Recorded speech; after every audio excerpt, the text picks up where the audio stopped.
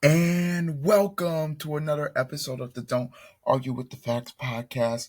I'm your host, Noah Love, and we have a very jam packed show today. It's my NFL Week 1 reactions. I'm filming this before Monday Night Football. Filming this before Monday Night Football. The Monday night game hasn't took place. In that one, I had the Bears. Yes, I will get to the college football recap because we have a lot to talk about there. Jam-packed weekend, but I just need to get this out. NFL Week 1 recap. Let's just get right into it. I usually start from Thursday night and work down, but Sunday night was too good. We'll start with that, and then we'll go to Thursday, Friday, and then obviously the weekend. Game of the week. Maybe I don't want to say game of the year because the year just started and there could be one, but I don't know if there's gonna be anything that can top this if I'm just being honest. The Buffalo Bills straight stun the Baltimore Ravens, straight stun America in the first ever 41-40 game in NFL history on Sunday night. The Bills come back from 15 points down against the Ravens with 5 minutes to go. This game, there's so many things to get into with this game. I mean, we could talk about Sean McDermott being stupid, and in terms of why are you going for two when it's 27-19? Just kick the PAT. That could have came back to bite them. Trust, if they lost 40-38, I was going to come on here and eviscerate him today. We could we could get into the twists and turns about Lamar Jackson and how well he played, how the Ravens, it looked like the Ravens were making a Super Bowl statement. In terms of all the teams that played this week, it looked like the Ravens are saying, hey, we're the best team in the league. We are making our statement that we are a force to be reckoned with. And if you want to go to the Super Bowl on the AFC side, you're going to have to go through us. I thought that was the statement they were making. Their offense was clicking on all cylinders.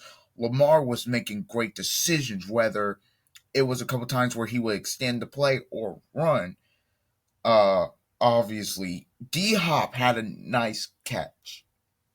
A very nice catch for a touchdown. Like, okay, Zay Flowers was 7 for 143 in a touchdown. He was great in this football game. Henry was having his way. He was averaging 9 yards per carry, 2 touchdowns.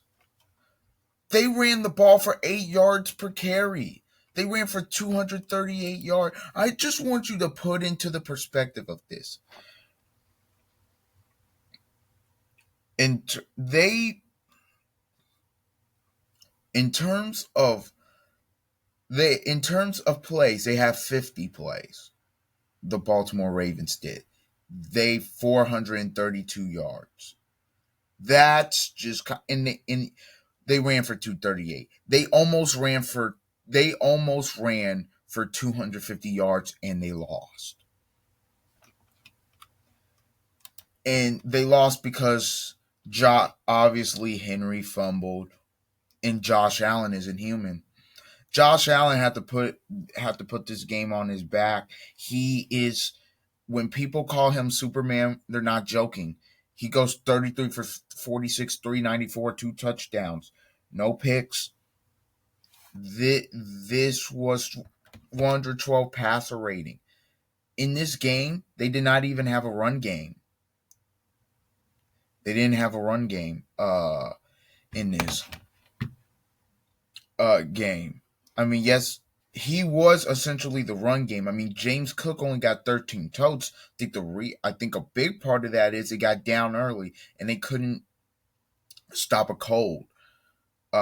Takeaway from this game, really, for Buffalo side is you still don't have a championship defense. I don't care. Your defense is still awful. You were struggling to tackle in space. Your secondary, there were people for Baltimore running wide open. I I don't know. I don't know what was going on. I don't know.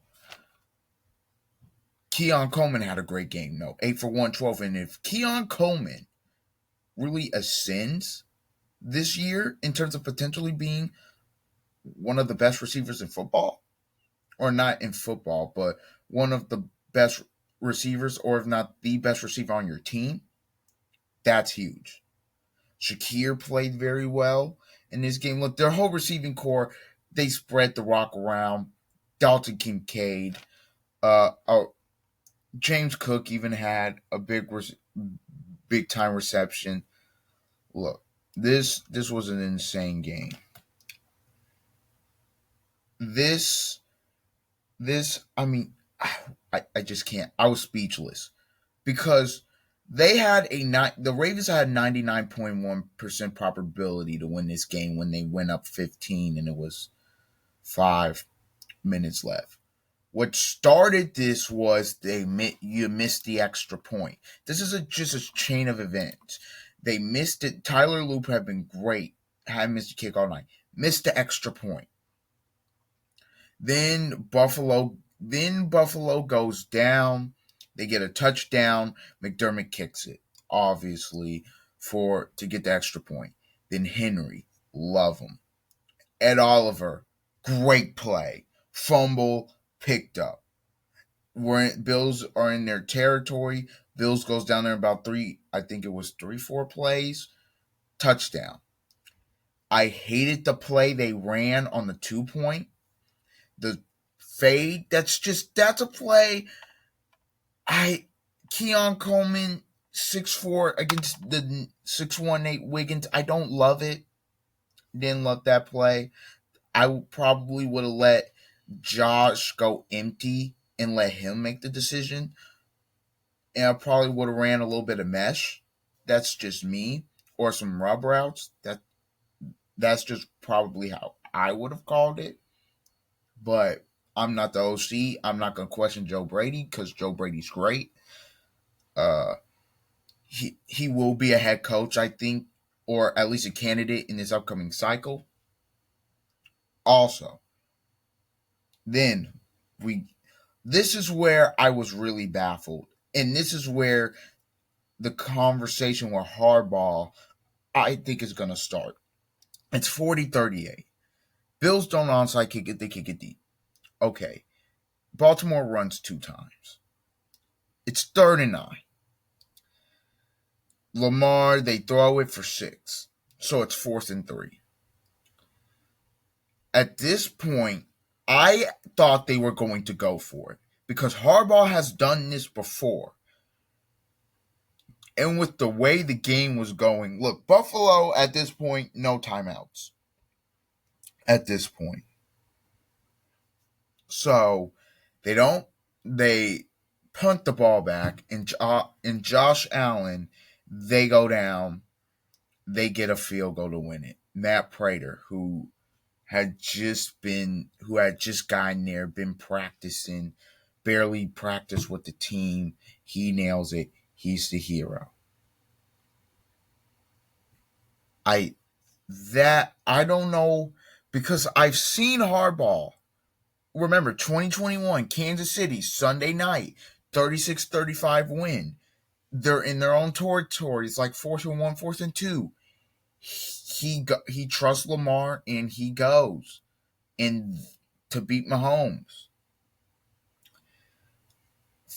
Look, I'm not the biggest fan of analytics, and I honestly hate it. But the way this game was going, they hadn't been able to stop Josh Allen all night. Not just the 4th. They just haven't been able to stop him. So, you lost anyways. You lost anyways. So, in my opinion, probably should just went for it. 4th and 3. Or let Lamar make the decision. We're gonna win or we're gonna lose. We're gonna win because Lamar made a play. We're gonna lose because Lamar didn't make a play. I thought that's what they were gonna do. They didn't do that. I understand punting. People are like, it's the smarter decision. Bro, you hadn't stopped Josh Allen all night, and you've done this before.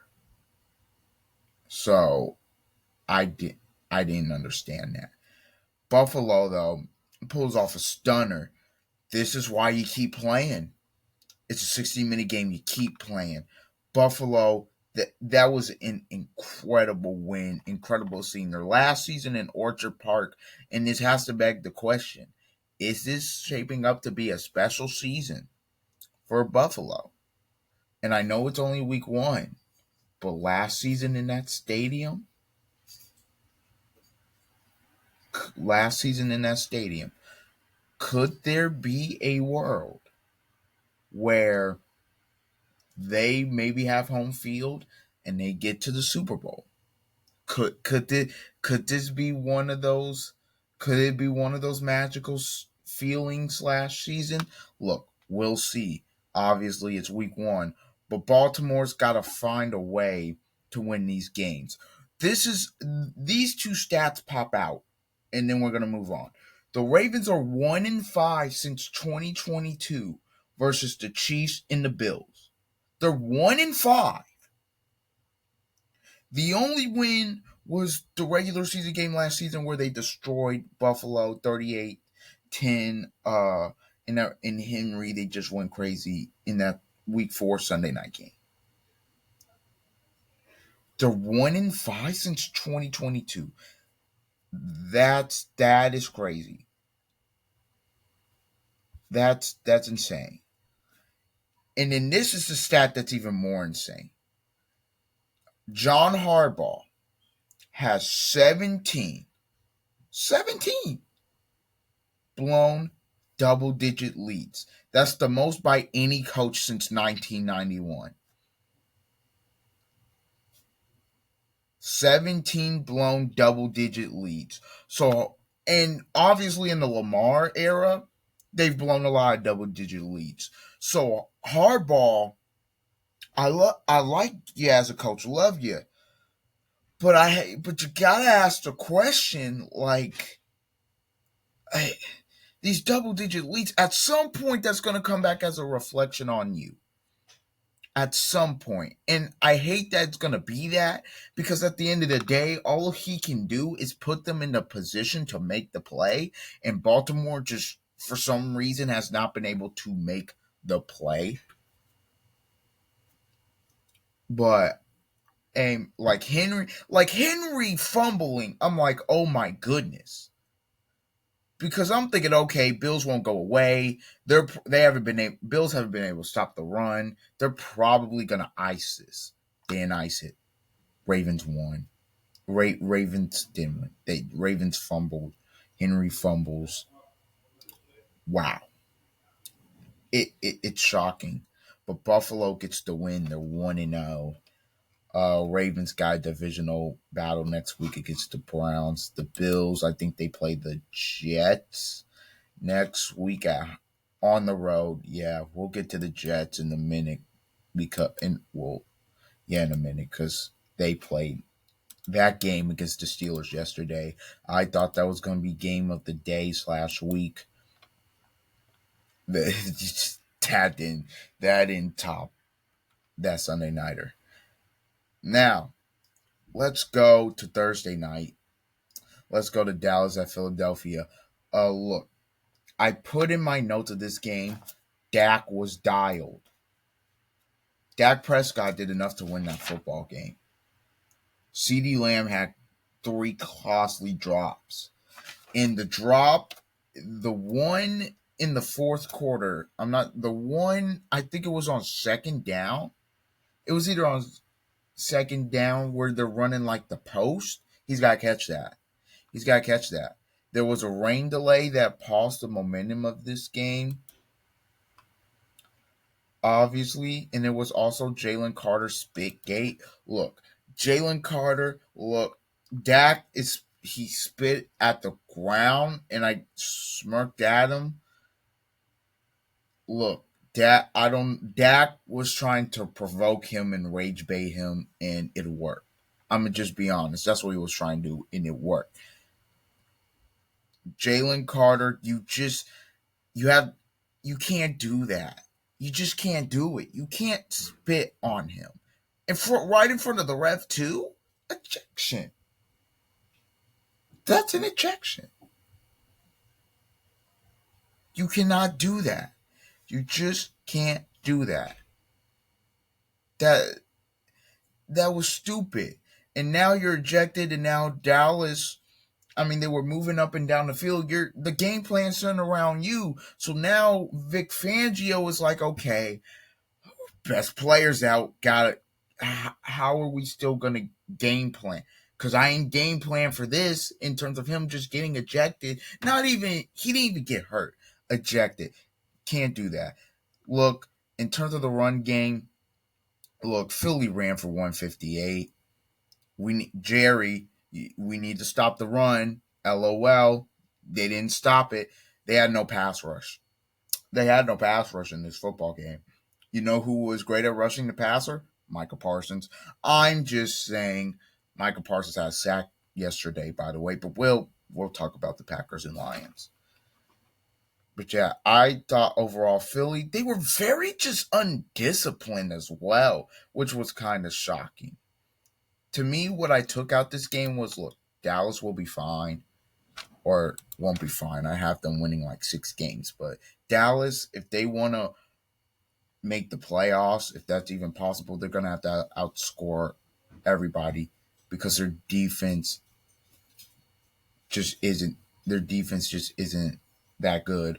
Also, I want to give credit to their O line because they played better, much better than what I thought they would. They ran for 119 yards. They were getting movement. That Miles Sanders fumble was great, was tough. The Cowboys had chances to win this football game, and they just didn't do it. And now they got the Giants this upcoming Sunday, so they'll have to play well. We see what they do. We'll see what they do there. Should be an interesting game. That front, they are gonna really get tested against that Giants front. Yeah, but good win for the Eagles. They go on the road to Kansas City next week. Will they be with Jalen Carter? I have no idea, but they're gonna have to clean some things up, obviously. But it's a good win when you don't play as well as you thought you should have. Uh,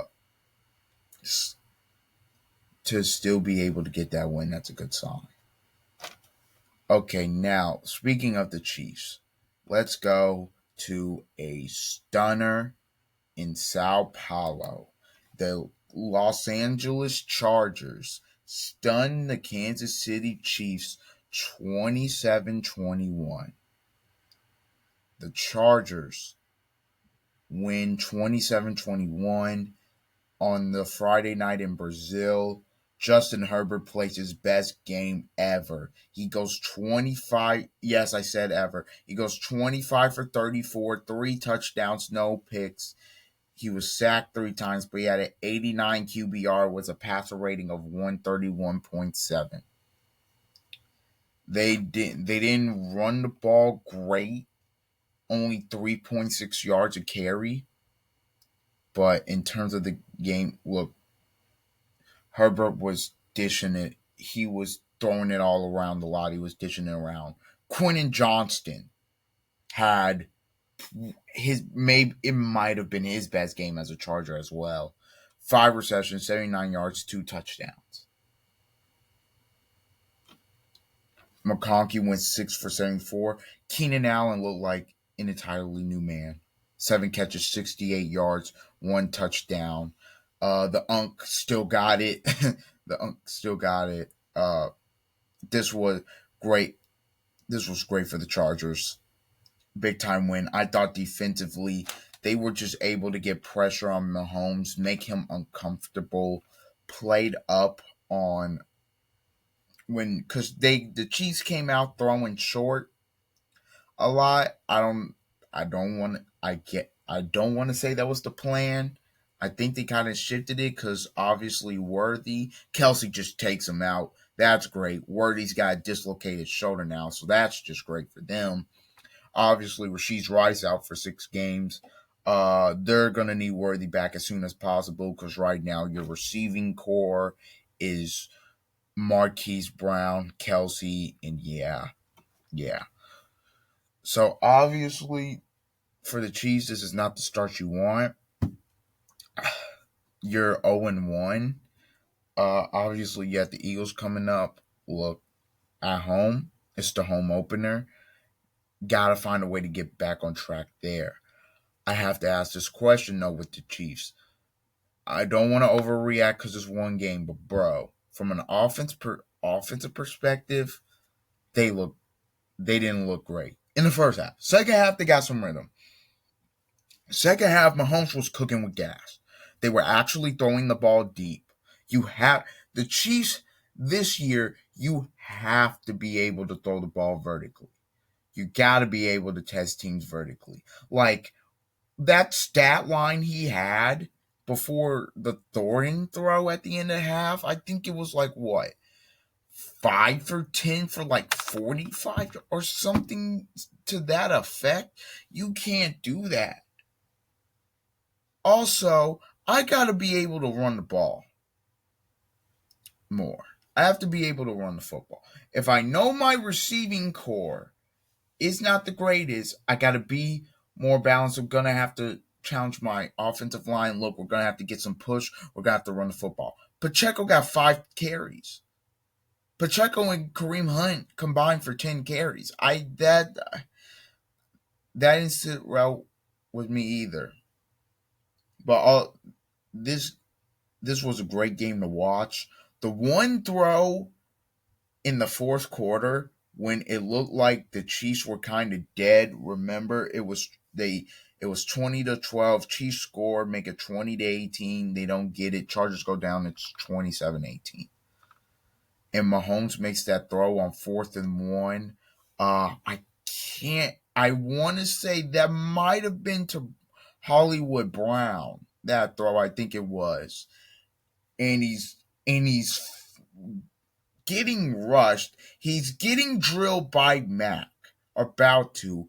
He's throwing across his body, falling down right, and it's just a dime.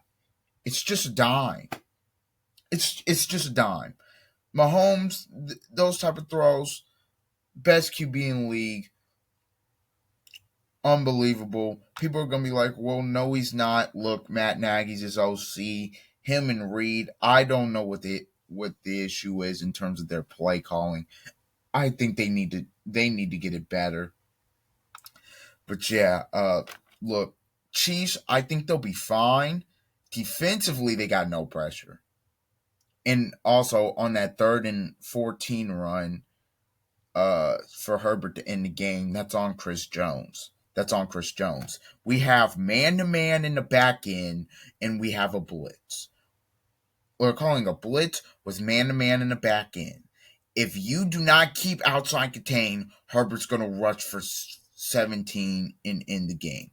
And that's what he did. If Chris Jones stays outside, at that point, I don't know. Does Herbert complete it? Maybe, maybe not. Does he complete it? Do we get our job? If I'm the Chiefs, my whole job is to get the ball back to Mahomes, and I couldn't do it. They were struggling tackling. Also, the secondary didn't look that good. The loss of Justin Reed not being there because I guess he's injured right now. Big, just big. Obviously, so the Chargers start off 1-0, and the Chiefs start off 0-1. Harbaugh's never lost an opener as an NFL head coach. That is very encouraging, obviously. And if you're a Chargers fan, you love what you saw. Okay, let's get to this Sunday window. Some of the games I'm not gonna go in depth on every game. I'm going to kind of go through some of these games briefly. Okay, Jacksonville, Carolina. Nothing to say here, really. Jacksonville played well. Trevor Lawrence looked very good. Uh, Played well. Looked confident. Bryce played bad. Uh, Jacksonville ran for about 200 yards. Uh, Look, if I'm a Carolina fan, I'm not going to panic completely. Not yet. Maybe it was just a bad game. Jags fans, you should be encouraged by what you saw on both ends, on both sides. Travis Hunter played okay. It was his first NFL.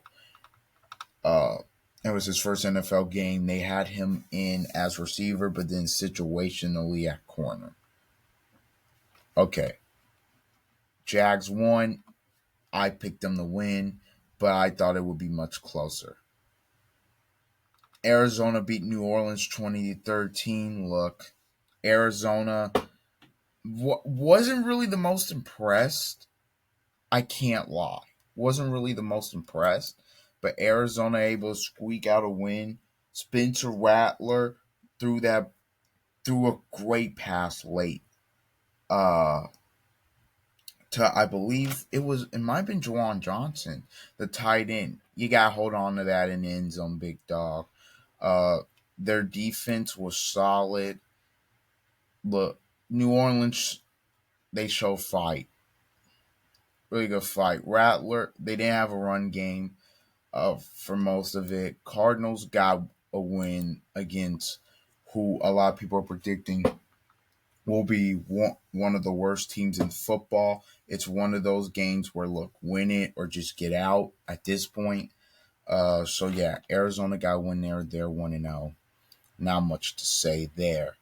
Uh, Cincinnati and Cleveland. Cleveland should have won football game. I truly believe that they outgained them. Uh, if it's not for the kicker, Cleveland wins this game. Their defense, they always have Burrow in a blender. I mean, Burrow wasn't horrific, but he also wasn't great. I mean, 14 for 23, 113, a touchdown, no picks. They ran the ball. Chase Brown got 21 carries for 43 yards. They ran it for 2 yards a pop. That's just not going to get done. Flacco was 31 for 45, 291, touchdown, two picks. But even with that, they still could have won the game. They didn't. Neither team ran it effectively. But here's where it is. The Browns should have won the game based off of this. 22 first downs to the Bengals 11. They were 9 of 16 on third down. The Bengals were 7-14. The Browns were 2 of 3 on fourth down. The Bengals didn't have fourth down. They have more total plays, 71-49. They have more 327 to 141 in total yards. They average 4.6 yards per play. The Browns, which again is not even great, but the Bengals average 2.9 yards per play. That's atrocious. If you want to do the math, that's atrocious. They had the same amount of penalties. Where they lost the game was the missed field goals and the 2 turnovers. And even with the 2 turnovers, they should have won the game. Browns were the better team yesterday, I felt like. But if you're the Bengals, look, you're 1-0. You got a hard divisional road win in week 1. That's not easy to do. So a lot of people are like, oh, the Bengals aren't going to be this, the Bengals aren't going to be that. Bro, they were able to get a win. It would have been worse if they lost. So I'm not going to completely kill them. I'm not going to completely kill them. They got to be better, but it's a good win. Very good win. Okay, Las Vegas and New England. Vegas was able to get a good win. Pete Carroll, the oldest coach in NFL history to get a win. Or not in NFL history, but in NFL currently to get a win. Look, Ashton Genty, they did not run it the best. He only had 38 yards. He did have a touchdown. Only ran it 2.3 yards a pop. Geno Smith was great throwing it. 24-34, 362, a touchdown. Got sacked 4 times, but had 102 passer rating. Uh, Patriots offense did not look good against the Raiders. May was okay, wasn't great. From that side of the ball, look, it was one of those hard fought battles defensively that the Raiders were just able to come up with in terms of the win. Raiders are 1-0. If you're a Raiders fan, great win. If you're a Pats fan, look, wasn't great, but it's only the first game of the Mike Vrabel era. You'll see what you do from there. Okay, now let's go more in depth into some of these other games. Actually, because I want to get into this one. Colts beat Dolphins 33-8. Let's just get into it. How about Daniel Jones yesterday? How about Daniel Jones? I mean, look, Miami, that was a horrific performance, but I got to talk about the Colts first because, man, Daniel Jones, 22 of 29, 272, one passing touchdown. He also ran for 2 touchdowns.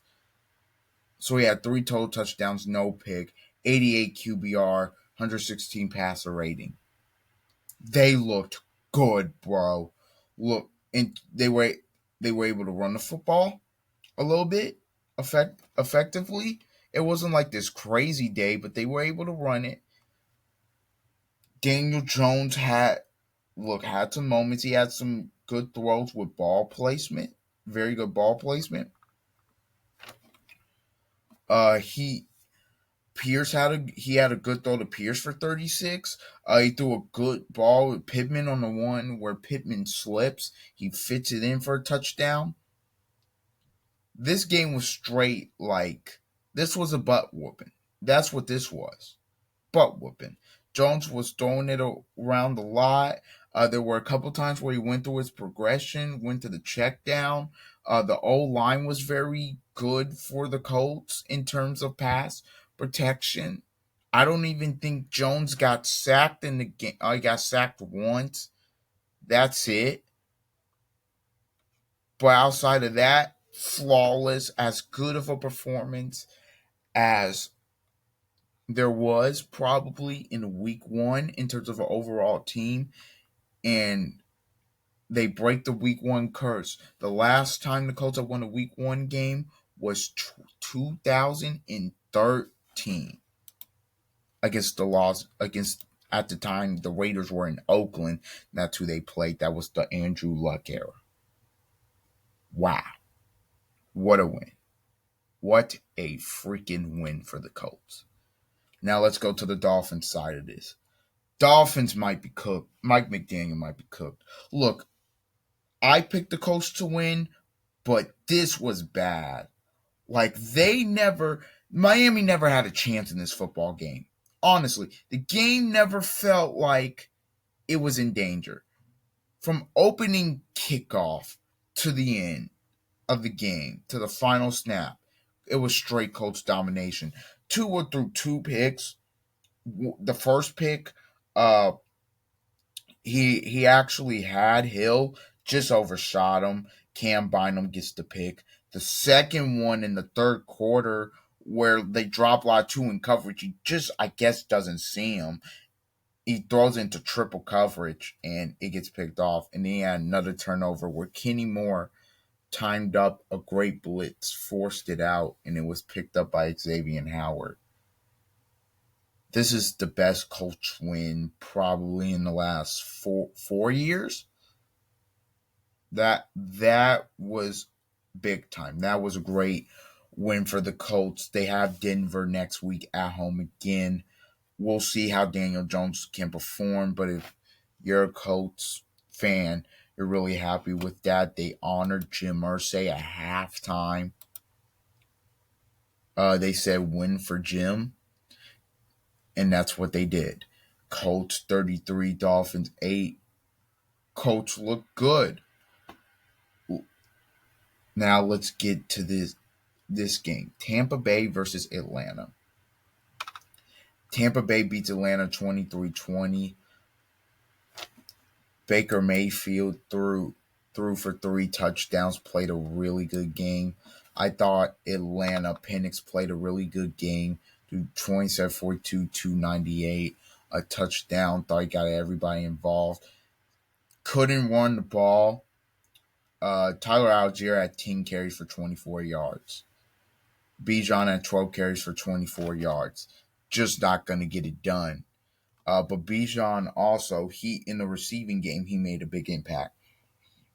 He had 6 catches for 100 yards and a touchdown. Thought it was a defensive battle for a while. I thought Atlanta's defense looked considerably better than last year. The Bucks,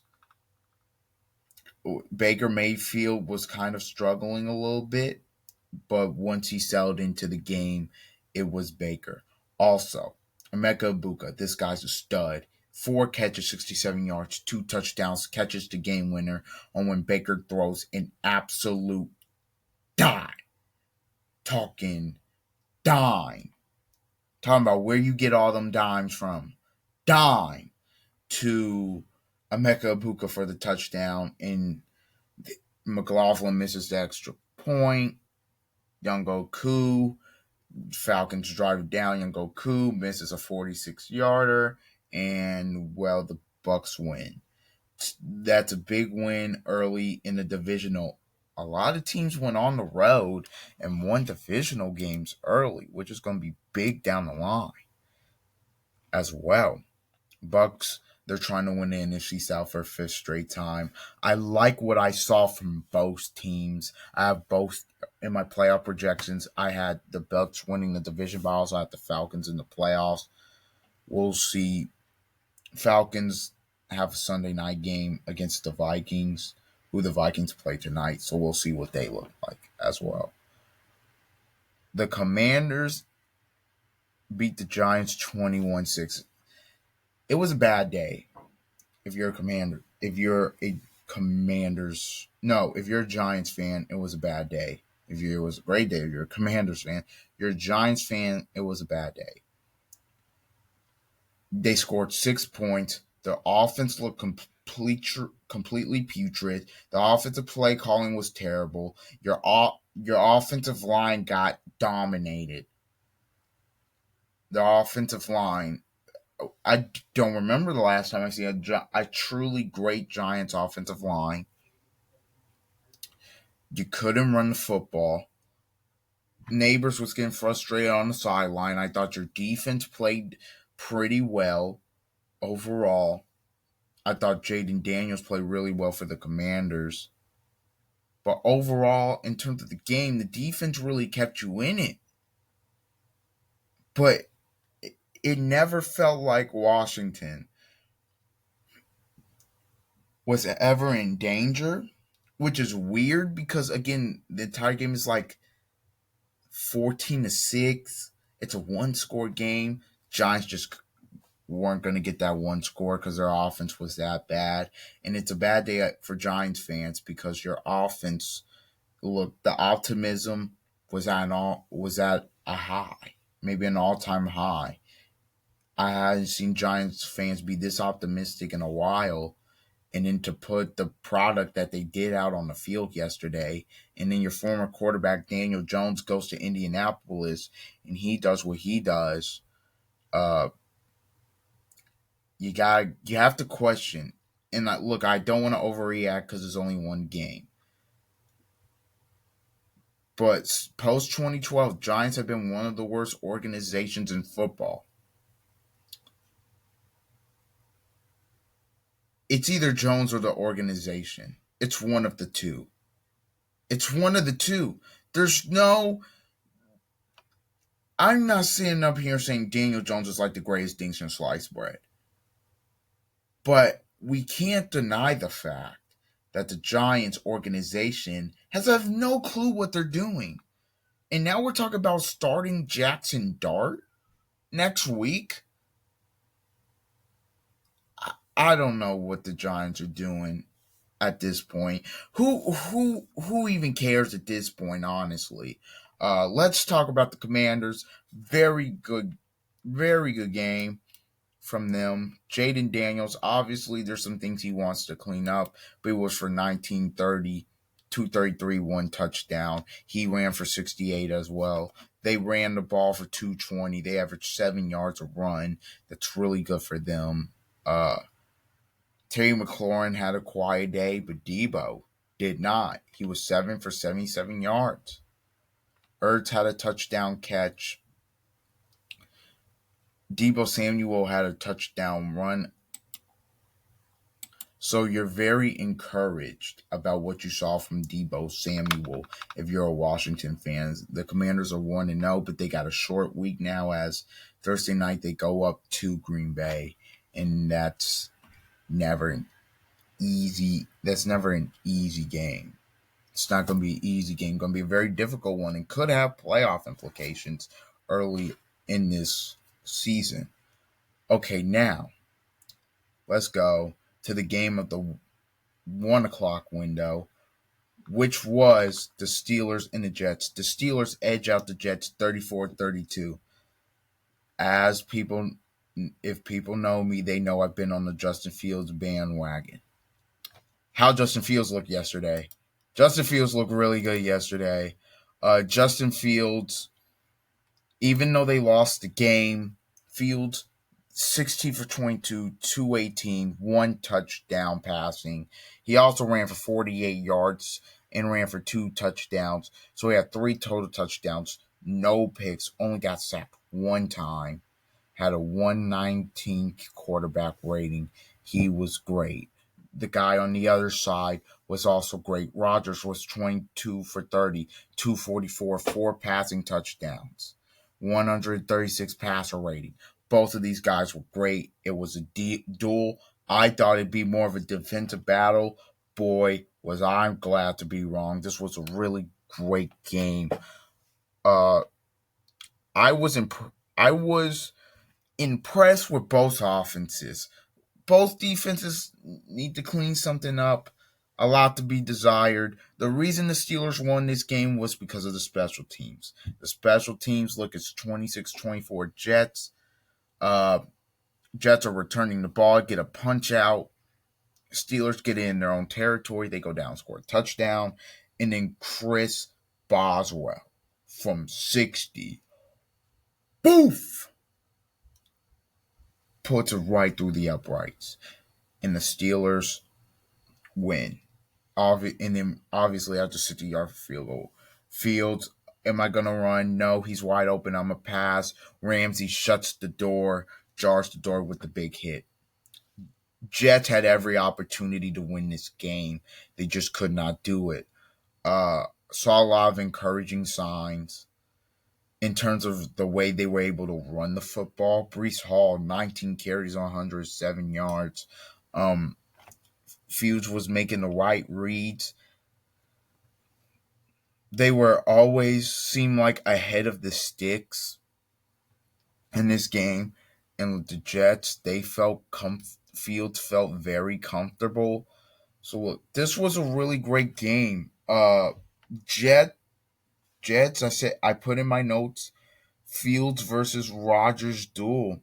Both guys had something to prove. And I think they proved it.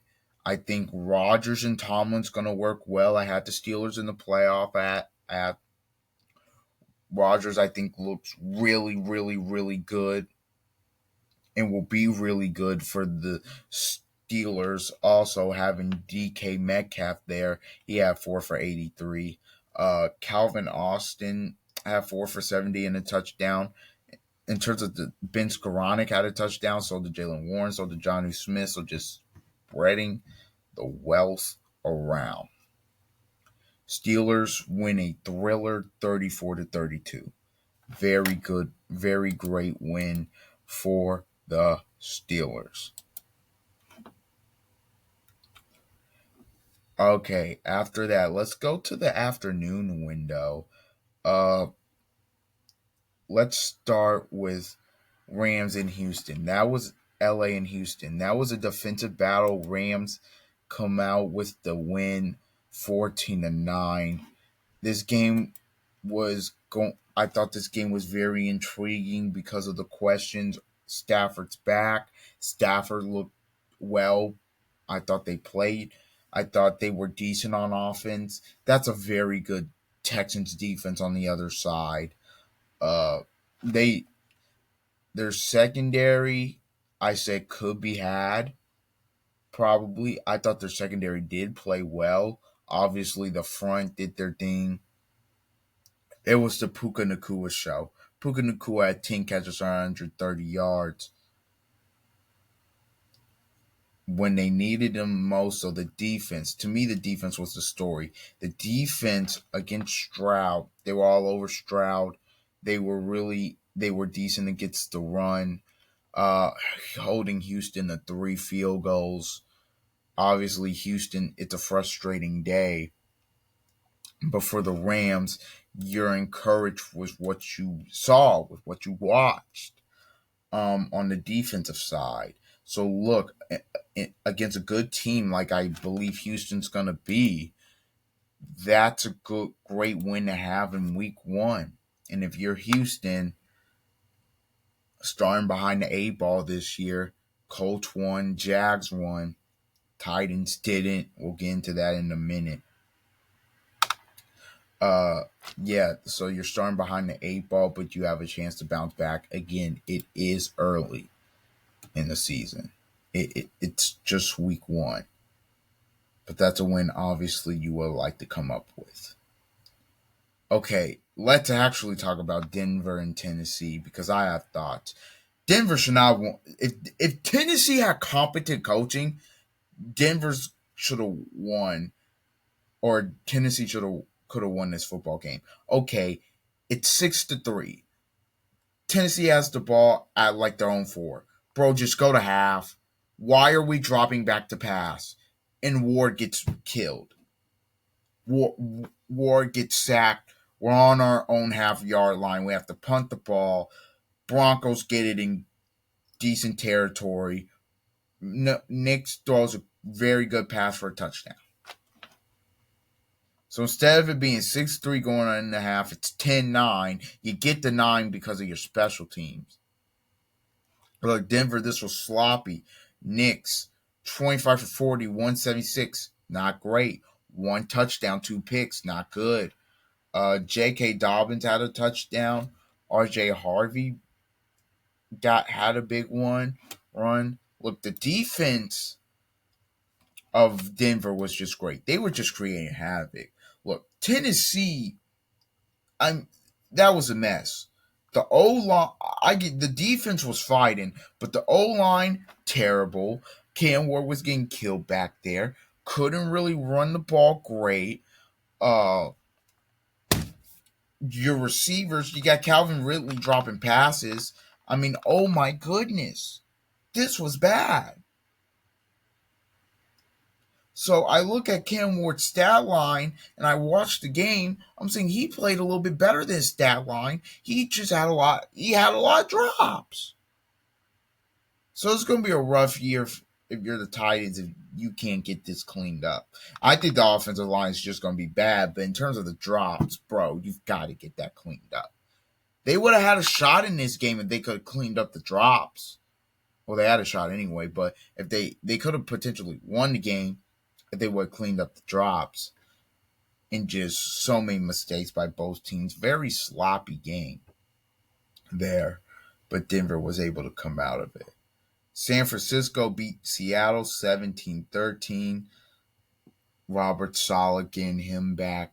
Defense looked good. Both defenses did. I thought Brock Purdy, he made a couple of ill-advised throws. The one when it's 10-10 in the fourth quarter, you can't throw that.